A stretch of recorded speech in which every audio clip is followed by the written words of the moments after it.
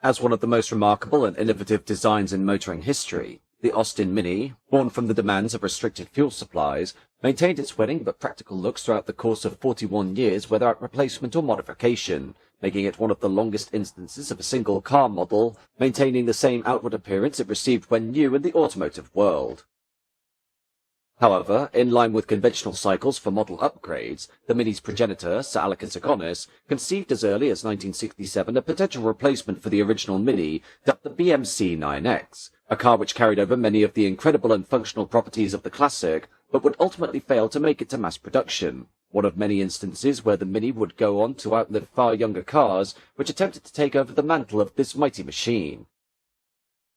The Austin Mini was born from necessity, as in 1956, following the nationalization of the Suez Crisis by the government of Egyptian President Gamal Abdel Nasser, a joint invasion was launched by the forces of Israel, the United Kingdom and France, which lasted for just over a week, the fallout of which, due to the halting of all shipments to Britain, resulted in a fuel crisis which hit the nation hard, meaning that larger cars from some of the UK's biggest manufacturers were losing out heavily in terms of sales based entirely on their fuel consumption, thus resulting in the start of a trend for small but highly efficient super mini cars. On the orders of Sir Leonard Lord, chairman of the British Motor Corporation or BMC, designer Alex Agonis was required to deliver an ongoing project to build a brand new small car concept as quickly as possible, and under codename ADO 15, the first running prototypes of Project XC 9003 were released in 1957, followed in August 1959 by the unveiling of what was dubbed the Morris Mini Minor and the Austin 7. The Mini was an inspired creation that, through the mounting of the engine transversely above the gearbox, while married to tiny road wheels designed especially for the car with a compact suspension system, was able to marry looks with practicality and performance that would make it an icon, initially selling slowly before hitting it big in terms of commercial success at the dawn of the 1960s, the Mini not only providing a practical car in a small package, but was also the very embodiment of British eccentricity. Behind its famous body, though, the Mini, aside from BMC making a loss on every car they sold because of competitive pricing, was an incredibly rushed machine due to the demands of Leonard Lord in getting the car released as soon as possible, and for that suffered a variety of mechanical and practical faults, examples including the engine accessibility being so poor that many garages would refuse to service Minis, while the transmission in sump layout adopted by the car was hampered by the addition of an extra transfer drive, and subframes introduced during early development added weight, cost and corrosion worries, early Minis, due to the body engineering having been compromised, being also known to leak profusely during the initial production run. Nevertheless, the Mini was still a massive hit for BMC, and was able to easily undercut larger car models so as to provide practicality and fuel efficiency, which was, at the time, barely ever a priority for most car firms except for times of crisis, and Agonis, who was appointed an OBE in 1964, moved on to other projects at BMC, including the iconic ADO 16 or Austin 1100 of 1962, and the ADO 17 or Austin 1800 of 1964, although Agonis was never truly satisfied with the rushed state in which he'd left his crowding Mini, and long desired to return to the model in order to iron out those mistakes which subtracted from what was otherwise a superb machine. In 1967, Agonis took the rather unprecedented step of requesting that George Harriman, BMC's chairman, allow him to take on the role of head of new car development so that he may begin work on a Mini replacement, a move which perturbed Harriman, as he was not keen on looking backwards at older models such as the Mini, and was instead focusing on next-generation front-wheel drive projects, although after some convincing, he reluctantly agreed to Agonis's request on the understanding that this development program was not in the mainstream BMC development schedule, and there would be no guarantees that production of the new car would be sanctioned.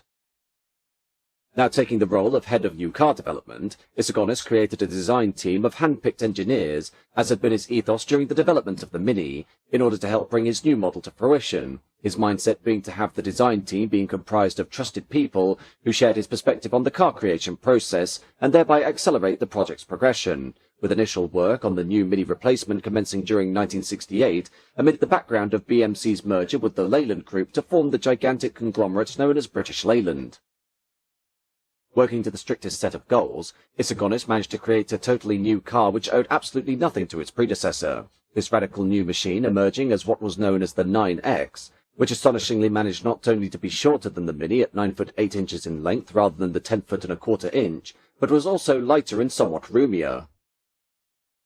The car was a testament to the mastery that Isogonis had when it came to creating a small car design, with the 9X also providing superior front and rear head and legroom, although the driving position, much like the original, was noticeably compromised, while the dashboard design entailed an extremely slim fascia and strip speedometer, visually very similar to that of the Austin 1800 or similarly styled Austin Morris JU van.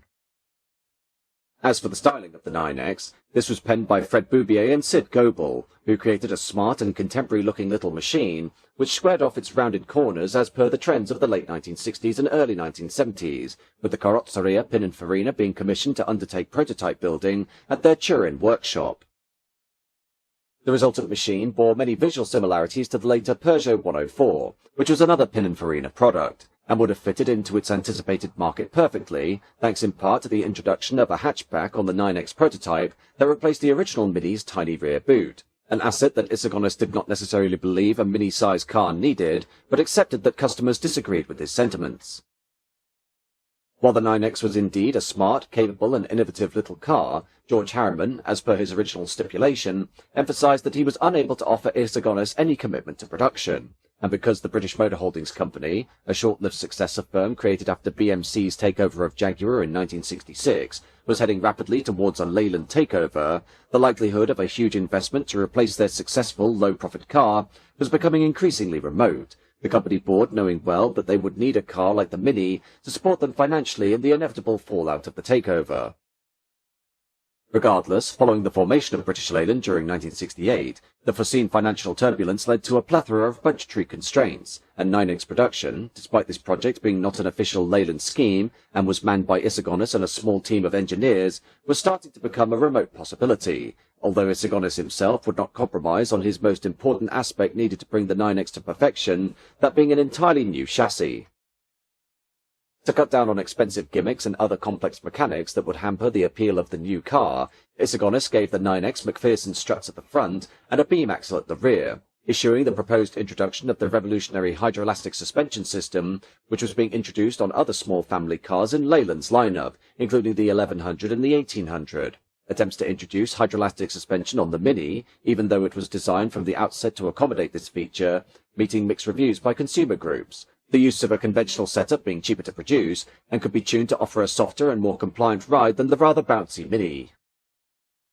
For power, Isogonis ensured that the 9X would sport a new, lighter and more efficient engine, with a powerplant design team led by John Shepherd rapidly producing a bespoke four-cylinder power unit dubbed the DX, which was brought from the drawing board to the testbed stage in a mere 9 months, this engine displacing between 750 and 1000 cc and had a specific power output of 60 horsepower, with an overhead camshaft design that, very unusually for a British design of that era, sported a cam belt as opposed to a cam chain, while at the insistence of Isogonis, the 9X would be designed to use a new engine gearbox package that weighed no more than 200 pounds, as opposed to the 340 pounds of the A-series package, with an aluminium alloy used for the cylinder head and sump, and cast iron for the engine block.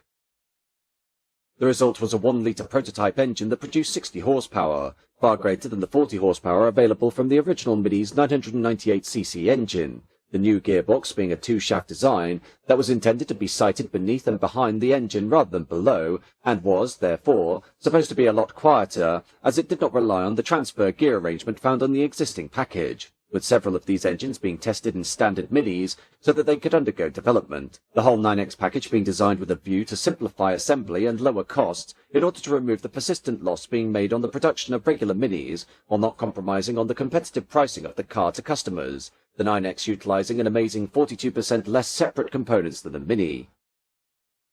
Sadly, despite all the enthusiasm surrounding the 9X, it was the internal politics of British Leyland that got the better of this promising machine, as following the creation of the firm, Chairman Donald Stokes, who had been formerly chairman of Triumph prior to the merger, took a very Triumph-orientated view towards the hierarchy of brands within British Leyland, and subsequently where investment should be sent to bring new and improved models to fruition, Stokes taking it upon himself to park many of the financial problems encountered by the entire corporation at the door of the newly founded Austin Morris division, which was under the control of ex-Triumph executive George Turnbull, with the intention of improving profitability and efficiency.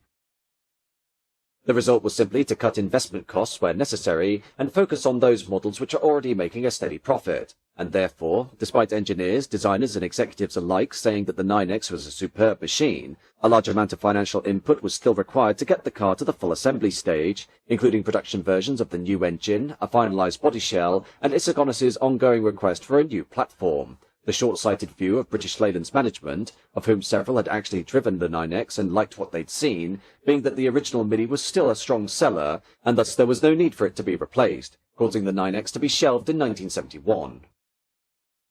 In the wake of the 9X being discontinued, Isogonis, who had been knighted in 1969, retired from British Leyland and the motor industry in general. This car being the last full model he would ever create, but despite the fact that the prototype was never adopted for production, he continued to work on the project in his new office in Longbridge, where he was regularly employed as a consultant for the Leyland company, from where he would often be in contact with the firm's management, requesting another look at his constantly evolving 9X scheme. This pattern continuing until 1987, when Graham Day, CEO of the Austin Rover Group, terminated his contract, only a year before one of Britain's greatest car designers passed away at the age of 81.